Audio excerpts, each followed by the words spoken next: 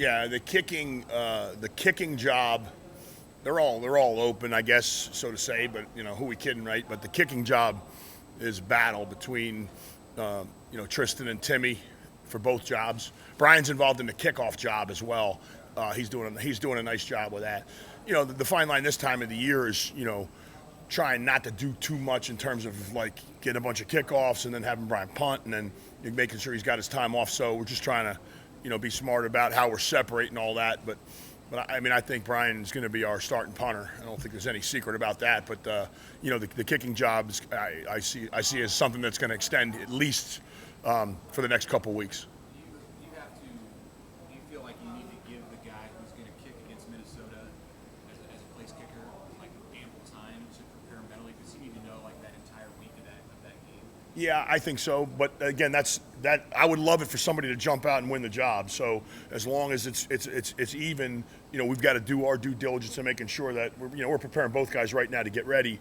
One of the things that we're doing is, so we have a rack out there with the team in front of the team. So then we bring it to another location and we continue the rack and say, these are the competitive kicks, even though we're not there. So I let the guys know these are the competitive kicks for practice that we're judging, who's going to win the job off of. And then there's other times where we're just working and trying to get better. Ideally, I'd like to give them a week before that game. But I'm trying right now. I feel like I'm doing the best I can, or we can, Coach Rule and I, to prepare both guys. Like, you guys both going to be ready to play as of right now. So getting them enough kicks, getting them the same amount of kicks they would have as if they were the starter right now.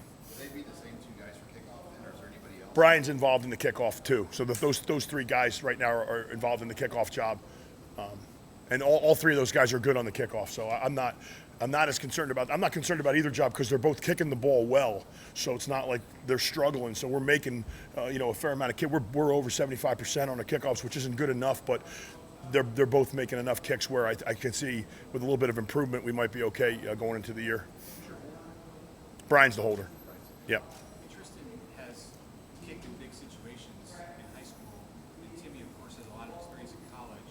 How do those things balance out? Like, does the kicking at Memorial Stadium in a state championship, does that like give you as much confidence in a guy and what he might do on a big stage in comparison to somebody who's actually been out there? That was recruiting, and now we have an eye on him now. Now it's the competition here. I'm watching exactly what's in front of me now. But in the recruiting process, I think you and I have talked before, Sean, about like making those kicks was really critical for him being here, because I think that's one of the concerns you have with the young guy. I can tell you this, the moment is not too big for Tristan right now. So he's out here right now kicking, and he doesn't look like he's a freshman with a deer in the headlights. And it's great for Timmy. I've been doing this is my 35th year coaching college football, and very few years has intense competition at any position, whether I was coaching the O-line or tight ends or now special teams. Competition almost always is good for everybody, and I think right now I'm really pleased with how those guys are pushing and supporting each other. With Brian in the middle, it's a really good, fun room. I told those guys, yesterday or the day before, I'm like, man, I love coaching this room right now because there's a lot of positive energy and there's a lot of guys working on their craft to get better. There's a variance between Tristan and Timmy that they do one thing better. Does anyone have a little more distance or a little more accuracy? It's too early to tell that right now. No, just still working on it. As a coach, do you have to provide like a clear outline of what exactly the person that's going to win the job needs to do? Well, did these guys, like, do you have to let them know in advance, or do you just put them out there? No, the number one parameter that we're looking for right now is percentage of kicks through the pipes. And the one thing that's really good is, like, you're coaching the tight ends and you get into the scrimmage and so-and-so grades out at 84%, and this guy plays better, but he ends up grading out at 78%. This guy's clearly better, but his grade's lower. And, like, you got to now explain that to the guys, like, this is it, And tight end's a little different because you can play more than one, but it's relevant when in the field goal game, it's really kind of cut and dry.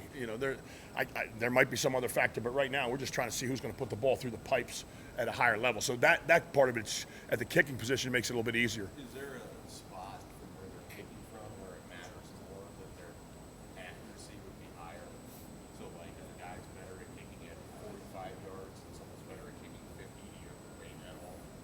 We could do that. I mean, I've done it in the past where, like, so-and-so, we did this at Baylor where, like, so-and-so was going to kick 45 and in, and this guy had a better leg, so he was going to kick further out. I don't see that right now. But I don't have a total handle. They're both capable of making kicks from a pretty far distance. So what I'm doing right now is just quantifying who's, it's kind of like a graphic of who's better from what this. But honestly, right now, I'm not even into that part of it because it's still kind of early for me. I'm just collecting data, and I'm just trying to collect data and see who's making more kicks from whatever distance it is. Who's been getting reps at returner? Do you have a sense of what that'll look like? No, I don't. I can tell you Billy Kemp is going to be our punt returner or in the top group. So right now, Billy and IGC are the guys on the punt. Some of the young kids are doing okay. But the kickoff return job, I think, we're not quite as far along, and I knew that going in, and it's hard because we're still doing a lot. We just put the pad today. We've only had pads on for one day, so like there's a part of that kickoff return job that's going to be like kind of we got to send some guys down there at him and see who's going to get up in there, kind of fearless factor to that. But we got some guys that are catching it and tracking it pretty well. I think that job will be okay. You added a lot of athletic freshmen. How many of those guys could maybe help you play special teams and maybe go beyond 4 games this year? There's a few. The whole group, and I don't want to get into any specific names because some of it becomes a general manager thing. So I'm just trying to get them all better right now. But definitely, there's freshmen that can play on special teams, and they certainly can be. They're certainly projecting right now as a number of them that are backups right now that I can see starting for us. Come mid-season, whether that's because of injury break, they've earned it or whatever. But there's definitely a young group out there that's running around. They're having fun too. They're great to coach. The track numbers, the triple jump numbers, all these things that you brought in, does that show up in special teams? You guys run and get down the field? Yeah, absolutely. The speed and the high speed, I call it high speed decision making, right? But you can't have high speed decision making if you don't have high speed. So we have some guys with high speed right now that really are learning very quickly, but are getting down the field very, very fast, and that's good to see. Do you have an impression of feedback from players about how tough camp has been, or if it's different than what they've had in previous years? No. I don't ask them that. Like, I'm not one of these guys that's like, how are your legs today? Or like, that's just me. Somebody else might be able to give you some better feedback on that. I've heard some things along the lines of, hey, it's great to work on this. Like, we didn't work on this. And this is or saying something like, this is the first time I've worked on this, coach. Give me some time. But I don't really worry. I can't worry about that. I'm trying. I have a plan of what we need to get in on special teams to be ready to play the first game, and we're on track. We're on track to do that, and we got a whole lot of guys bought in to doing that. And coach is awesome because coach threw a situation at us today that was like end of game situation. Game's on the line. It comes down to a kick, and there's a messed up situation, and we got to make it happen, and we didn't get it done. And I can't look at coach and be like, well, we didn't work on that, or we didn't talk about that yet.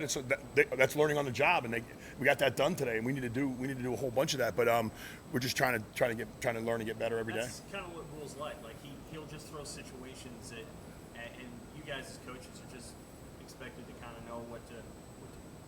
Yeah, hopefully you have so much you can put in, and hopefully you have it in. But if not, for me, it's making us better. So when I was a younger coach, I'd be like, I would have been out on the field, and, coach, I didn't put that in. He doesn't care. Like, he's not, and the game doesn't care. Like, no, I'm not going to be able to say after Minnesota, I'm not going to stand before you and be, well, I didn't put that in, guys. That's on me. But like, we all got to learn and get better, and those situations make us all better. I would play as much situational football on special teams as I could if I could do it all the time. I've got some skills to build right now, but as we get into it, we're going to try to do a lot of those situational things in practice. When we get into those later days in practice, throwing all those different kicks at them, all those surprise kicks and all those kickoff returns that end up going all over the place. That's an example of something that we'll try to do, but like just trying to keep them on their toes. As much as you've been around the state, it's easy to forget that you haven't been out yet on Friday nights in the fall. Are you looking forward to that? Yeah. In September, there should be opportunities with some home games for you to go out and see some. Heck yeah. Yeah, I'm looking forward to getting out to. I would love to be able to go to some of these places that I've been to, in the spring and in December, and see what they're like on Friday night. I'm huge into that. It'll be interesting to see what the opportunities are to do that.